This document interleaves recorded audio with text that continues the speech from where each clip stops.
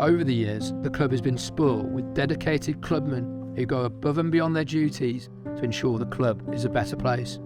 Two stalwarts of this club are Graham Webb and Guy Pattinson.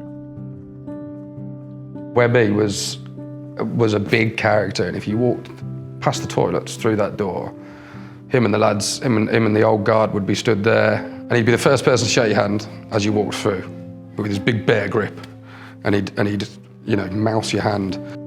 And it was, you'd walk in nervous about what he was going to say because he was honest. And if you'd been rubbish, he'd tell you you'd been rubbish. He was like, you know, you struggled today, mate, but well done. He'd finish on a high. He wouldn't make you, you know, leave you feeling bad. It was really important to me what he thought of how I'd played. You know, I'd known him for years and years and years. Through Million Juniors, he'd come and helped us out, and obviously I'd come and watched him play play in the semi-final and then the final of the Tetley Bit of Eyes Cup. And he was just a huge part of that. Huge player, and he played for so long, so well, to such a good standard of rugby. He was, you know, he was like the first Paz, if you like, you know, Paz of the modern age. And he set the precedent of what you should expect, you know, especially for the values of the club and putting the club first.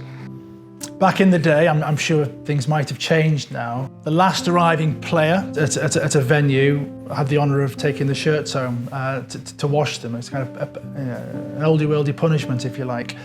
I thought it was a bit harsh because I'd been with the school team in Newcastle under Lyme on the morning, and I had to get to Earlsdon Rugby Club an hour before kick-off. So there's an inevitability, perhaps, that I wasn't going to be one of the first arriving. But I took my punishment.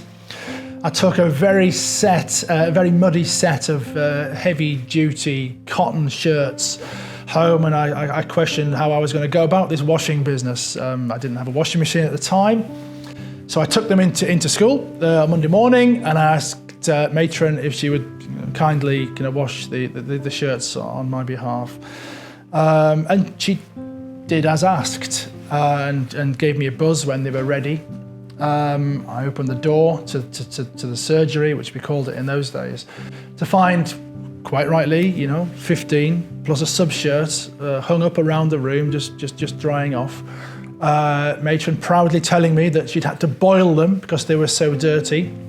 But in so doing, the white collar and the white bands either side of the navy, shrouded by the maroon, had gone bright pink. So I recognised this was not going to go down very well, and it was with a heavy heart that I handed Webby his shirt for the next match. And it's fair to say he did not take it well. This was not something that he welcomed. He was really rather angry, and it was some time before he felt able to look me in the eye. And I get it. You always knew where to find Webby. He had his corner of the changing room.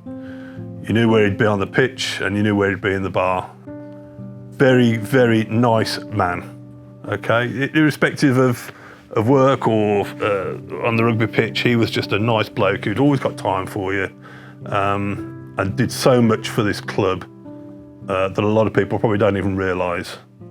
But yeah, he's a stalwart to this club. Yeah. What can I say about Webby? He's my best mate. I walked in here on the Saturday before the Saxons had a game, and he's here. And I'm, what are you doing here? Oh, I'll come back early. I said, oh, right. And I said, are you going anywhere? And he went, no, I'm staying here. And I said, don't you dare go, because I want a couple of beers with you, cider. After the game. So the game finished and I rushed through, got changed and came in. And I sat over there by those doors with him for 2.5 hours. And we just talked, as we'd talked all the time. I mean, and I hadn't had that sort of chat with him for a long time. Things had moved, I wouldn't say drifted apart, but he'd never drifted apart, but I didn't see as much of him as I'd have liked to have done. And then for it to happen 2 weeks later, I bless the fact that I had that opportunity. He was such a great, great man. I might well lose it in a minute because I don't really like talking about him, but yeah, why did he go? Why did he go? Why? If you're going to go, what a hell of a way to go. I mean, Guy was an absolute engine room. He was someone who was been on committee for a huge amount of time, had played in the first, probably not going to be a regular first teamer, but was always willing to come up and stand up. He would do what was needed to be done. As he did the whole of that season, they were training, they were playing in the seconds, he was playing in the thirds, played where needed. But behind that, he'd done fixtures for so many years, he'd been on entertainments, he'd sat on the committee. He was always someone who would poke and ask the question. He wasn't afraid of going, well, why are we doing this? Or what's happening with that? We should be doing this. And it was always the right thing. It was always a good, oh, actually, yeah, it was always thought-provoking. And the effort that he put in was, you know, absolutely unbelievable. Guy was just Mr. Reliable. You know, if you had a problem with the referees or the game, you know, he was there, he would sort it.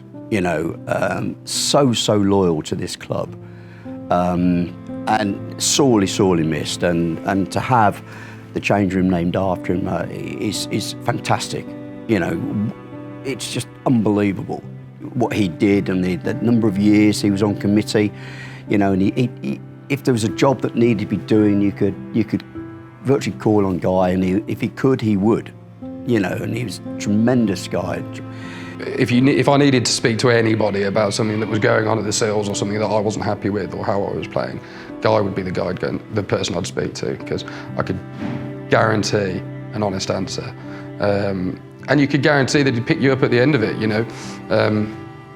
He'd tell you what you're doing wrong, wouldn't mix his words, normally call me a bell end at the end of it or something like that.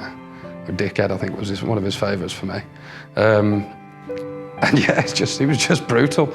And when we lost him, it was a really, really sad day for the club, for myself and for the club.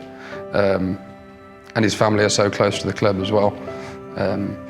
So we're really fortunate that we've got two amazing changing rooms named after two club legends and the names won't be changing while I'm here, and hopefully never will. So